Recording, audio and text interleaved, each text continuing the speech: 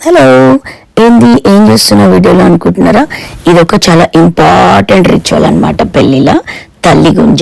పెళ్లి రోజు పొద్దున్నే 5 గంటలకు లేకపోతే 4కో అట్లా 5 మంది పోయి మారేడు చెట్టు నుంచి ఒక కొమ్మని తెచ్చి, మనం ఇంటి ముందు పందిరేస్తాం కదా, అట్లా ఒక పోల్ పెడతారు. ఆ పందిరికి ఒకదానికి కట్టి దీపం పెట్టి, అవన్నీ మనం నేనెందుకు చేస్తున్నా అంటే, యూజువల్గా ఇది పనిని ఇంటి ఆడపిల్ల చేస్తుంది.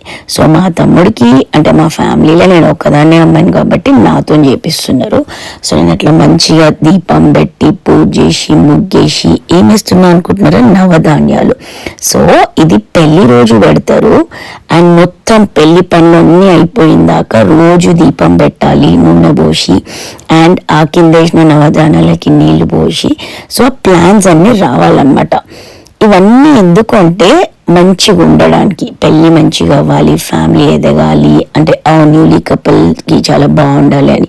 మళ్ళీ ఇదే దాన్ని లాస్ట్కి పెళ్ళంత అయిపోయినాక కదిపేసి తీసేస్తారు. అది కపుల్ కదిపి తీసేస్తారు. ఇది మన రిచువల్ అనమాట. మీ దగ్గర కూడా ఈ రిచువల్ ఉందా?